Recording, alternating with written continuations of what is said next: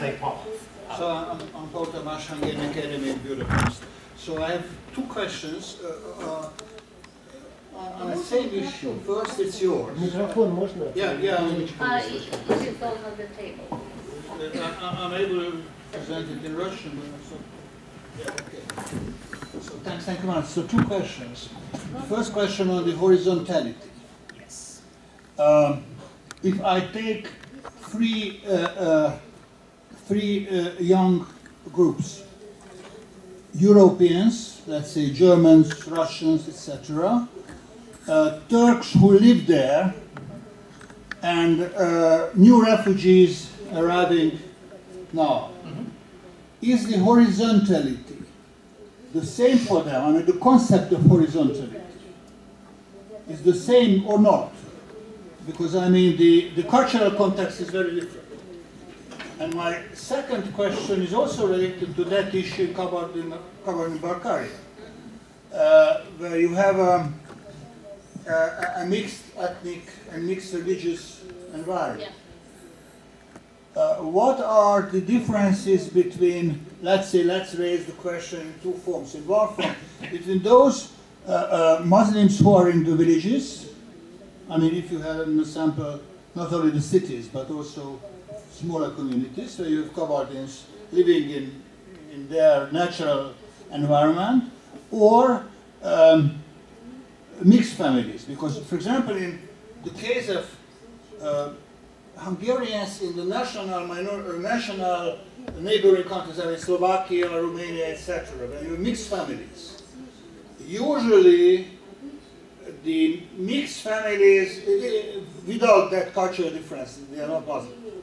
Anyhow, it comes up that the part of the mixed family, I mean mother or father, which are represented by the majority nation, let's say the state nation, have much better choices to be close and to be integrated and to follow them. Even in a linguistic point of view, the kids are losing their minority languages. You understand what I have in my mind? So in all of these cases which I see a big variety of religious, culture, etc. factors. And for me, for sociologists, the psychological issues are important, but these others are as important. So that's my common question.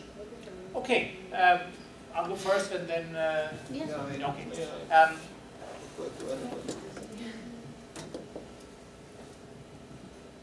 Thank you very much for your question. In a side remark, I said my study is indeed a monocultural study, that it is a leg of a cross-cultural study, and we did comparisons between Israel and Germany and between Turkish and non-Turkish immigrants to and native Germans, and in Israel we did comparisons between Jewish Israelis and Arab Israelis. But this is not part of this study. So I think your point is very much in place, that, of course, the way values are horizontally transmitted are very different for different cultural groups, and in a very different way, but Nadia's study showed that beautifully. And I was only saying that what I wanted to show is that similarity within one social unit is indeed a measure of the degree of horizontal transmission.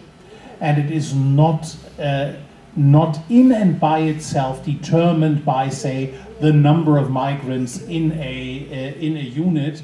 The similarity still works in groups that, in school classes, that have high numbers of migrants, as it does in low number of migrants. So in a certain sense, my study was a methodological game, if you want to even use that word, a methodological showcase that I am, and I hope I have corroborated with the study, that degree of differences in values within one real social unit can be seen as a measure of transmission in this study. And you're perfectly right, the transmission processes would be very different for people who come from different, say, migration backgrounds, natives, long-term immigrants, and just current arrivals. So I'm very thankful for the question and pointing that out. Mine was mainly a methodological exercise that showed in one-shot studies you can take differences between individuals and their social unit as a measure of size of horizontal transmission. That's the only thing I was able to show. Thank you very much for your question, very interesting. In our study in Kabardino-Balkaria and in North Ossetia, we had only mono-ethnic Russian families in these two departments. So your idea that if we had mixed families and one of them, or the parents belongs to majority, the transmission, cultural transmission, will be different, of course. Maybe I clarify the question. In the case of Kabardino, not to speak about the two nations, Kabardians and Balkars, which are different. But if you have a Russian family living in an ethnically mixed environment, then this ethnically mixed environment has an influence on these Russian boys and their parents. Yes, they all are lived in ethnic mixed environment. In big cities, mostly in capital, Nalchik. Yes, in the big city. Yes. So it is a very mixed cultural environment. And they have both influences from their regional culture. But inside of Nalchik, you are able to separate those Russian families which are living in a Russian neighborhood, Russian school, etc., and those who are also Russian families, 100%, but living in a mixed environment. All the environment in this big city is mixed from the Soviet times. So there is no pure no. Islands. No. They are lived side by side. I forgot to mention something, which I found your ideas of studying mixed marriages. Yes. I find that a very strong idea. And I can tell you, Shalom Schwartz, myself, Chris Welzel, and Fons van der Pfeiffer have submitted a first stage proposal to the European Horizon 2020 program on core European values. And there I proposed exactly this study where you would have mixed marriages between migrants and the autochthonous group. The point that I would even add is it also may differ between is the wife the migrant or the husband the migrant. This is also, I think it's a very good idea, and we should there aren't any studies like that. At the moment, you don't have large-scale mixed marriage studies on value transmission. It doesn't exist. Not that the studies don't exist, but on value transmission, there's no empirical evidence. And maybe we could progress to second stage, and then I'll bring you something later. Okay, further questions or comments or additions? I have a question to you. Okay. Please. I also have a question to you. Yes. I'll reciprocate then.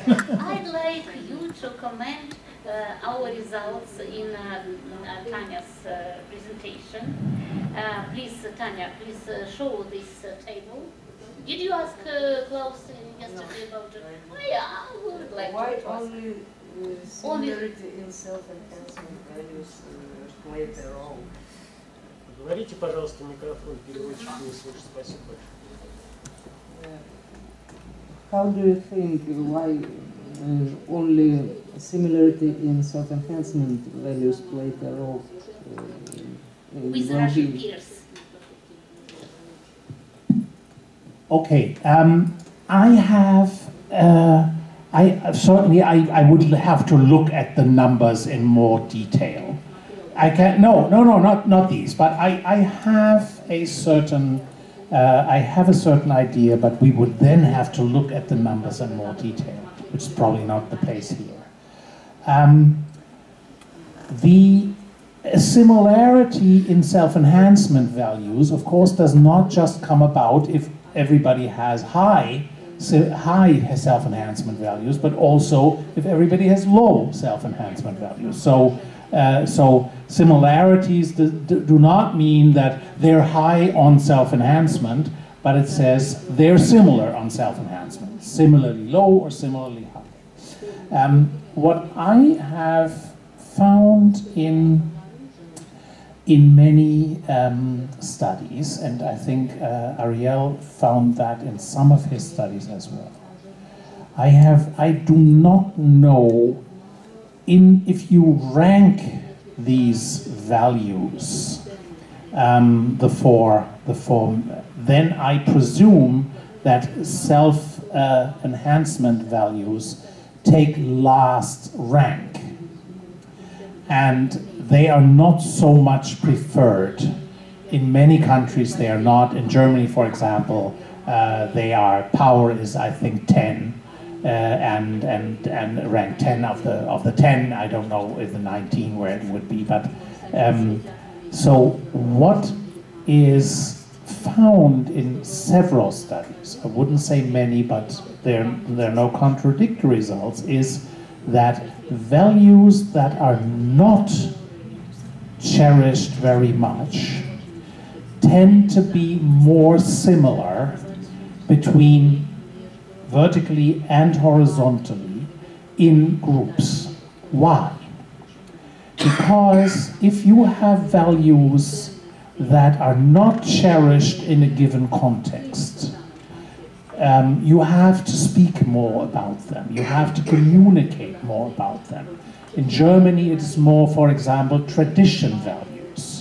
Tradition values in Germany take place 9 of the 10.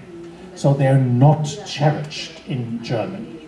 But they are transmitted quite strongly, because if you have values in a given social context that is not cherished, you have to kind of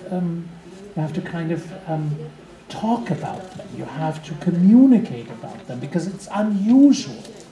If you cherish unusual values, you have to communicate more, and that enhances transmission. But whether this interpretation is in any way holds for your data, we would have to look at the data. I also have a question to you, Nadia. Can we maybe go a bit? Can I move that? I think I can. Here. I found this intriguing, and I found this very, very pronounced, very well reasoned. But I was not so surprised for this, because this was exactly what you wanted to show, and it came out beautifully. Very different contexts for the Russians, an alike context in Ossetia and a non-alike context to the Russian culture in the other republic. But what I do not really fully understand is what the background of this is. So if parents perceive themselves being close to the child, is that what you measure? So they say, I'm close to my child in where? Then why is the parent-child similarity then tends to be low?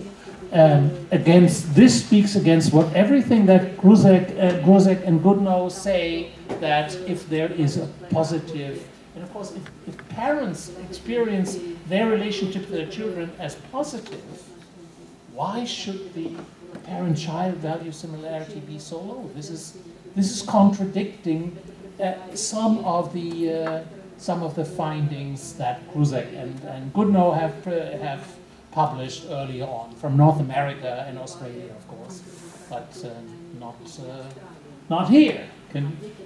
Okay. Honestly, these results are post hoc. But when we start to think about it, or we have found some confirmation of this idea in Schöpfling, when she wrote that sometimes this parent-child value similarity or transmission is dysfunctional for minority families, for immigrant families, because transmission of heritage culture might bother the child to successfully adopt a new cultural environment. And in this case, when parents perceive their closeness with child as higher, in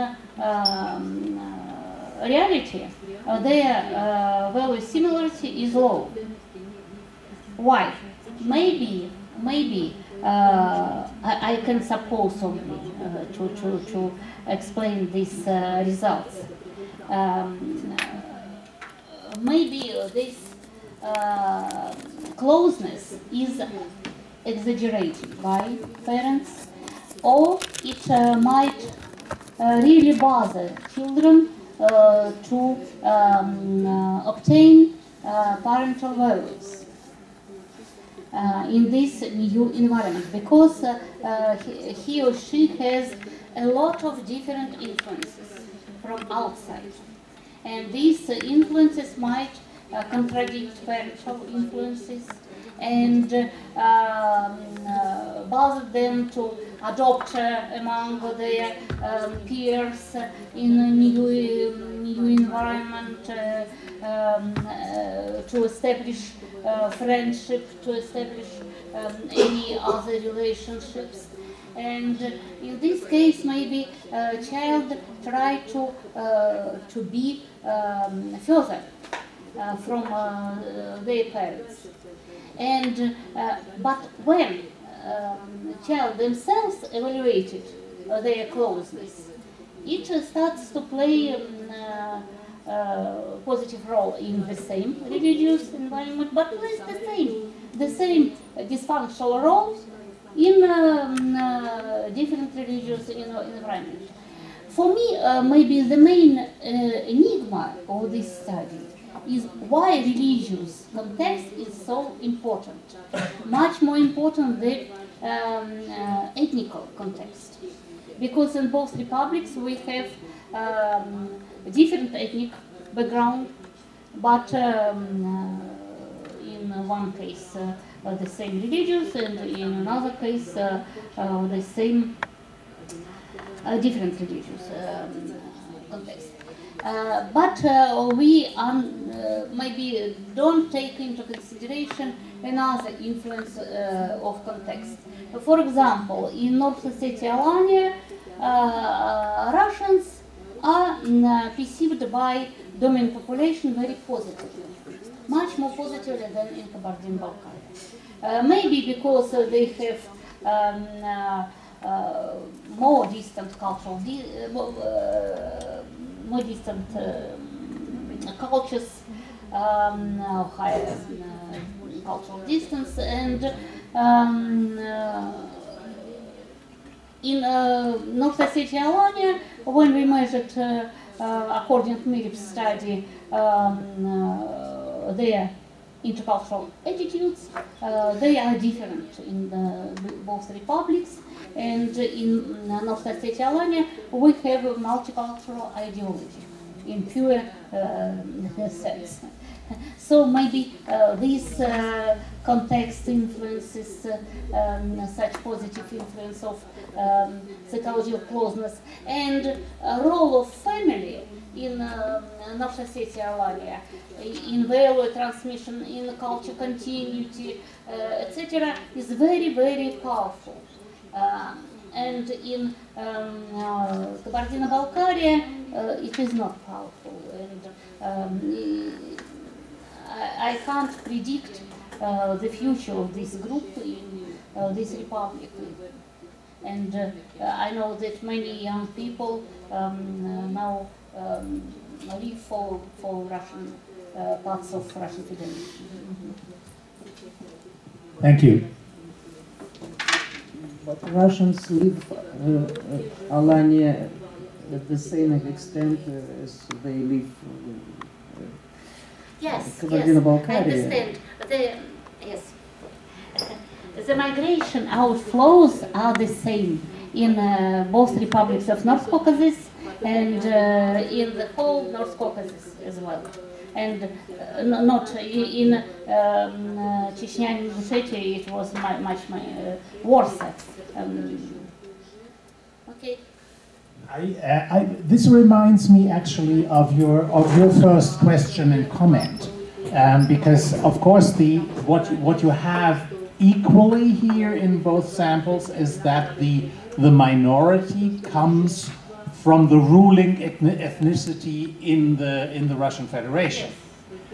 So what I would love to see, of course, is say a study in Moscow with say Middle Asian migrants to Moscow, whether it would also be the same thing, because I think some of your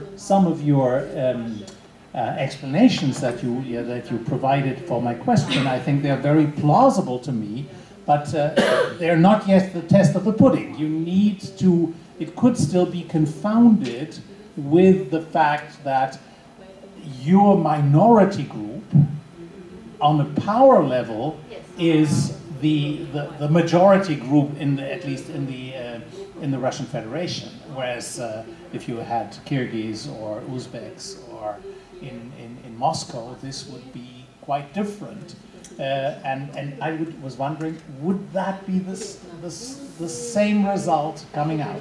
Yes, you have an add-on to that. May I have if you are going to the pudding, you have the same Russians in two different republics. In one republic where the majority was Christian, and therefore the Soviet official language policy was not so brutal. We are all equal and how nice we are multicultural.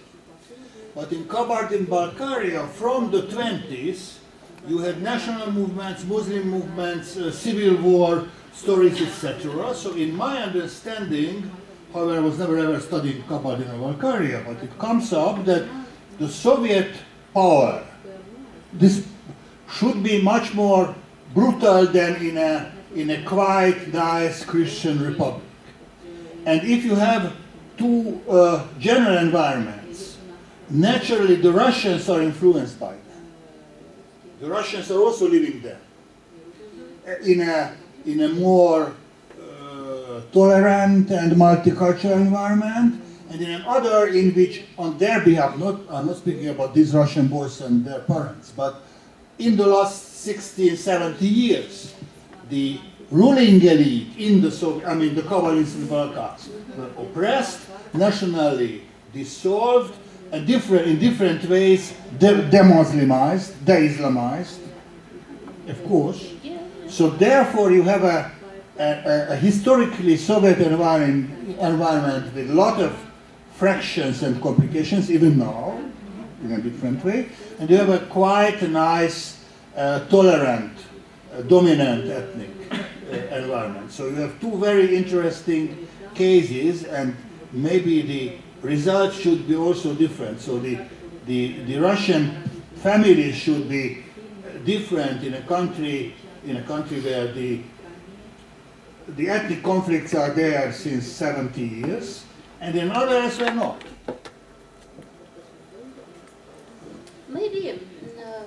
Maybe it's reasonable to suppose that these processes and religious and cultural differences, which are from maybe a long-term period, caused these differences. But at the same time, it seems to me that the process, intrafamiliar process of culture continuity and transmission is much deeper than this Soviet and post-Soviet influences, because the process of religious and national movements were the same in both republics after the USSR collapse and after change of elites in these two republics. In Kabardino-Balkaria and in North Ossetia, ethnic dominant elites received power in all their republics and started this process of ethnic and religious revival. Yes, I agree with Klaus that we need to repeat maybe this study, and we have data from Middle Asia migrants in Moscow, and to check this idea in this group, and as well as we have migrants from North Caucasus in Moscow, and we also can compare this mirror situation. It seems to me that besides the status of minority, also might influence the level of traditionalism of the group, because we have deal with vertical transmission and the parental influence, which might be different in Russian families, for example, and in Uzbek families. And maybe this, in this case, parental transmission will be the same in different religious environment, will be the most powerful. But anyway, it is interesting to compare, and in this case we will see the limitations of the results, and to have cross-cultural comparison. I think this now. I think this your effect sizes are substantial. So you have something real there, particularly as you have some non-results in some other studies. Because had you had all over this, then I would say that's an artifact of something. But here it's very clear that you have large effect sizes here and here. You have a very strong effect here with the different signs, but you have non-results somewhere else, and this might even be seen as a non-result for the whole group if you push the effect size demands yes a little high, yet a little higher. Then this is also, I think this strengthens your findings. But I think I would not speak of a limitation in that sense. You have fascinating results, but I think the confounding of having a minority that is in power terms a majority, this makes it also for sociologists very, very interesting. And of course there is a certain necessity to compare where the majority or with a minority that is not in power terms the majority. Minority. Yes, right. Okay. Okay. Are there further contributions, questions? The light is directly in my face. That's not what I want. That's all. Yeah. time is almost up. 1 more minute, 3 even, okay. You can sneak in a final question, but if you would rather go for coffee, that's also legitimate. And I thank you for being here, and I hope to hear much more of what we have. Thank you.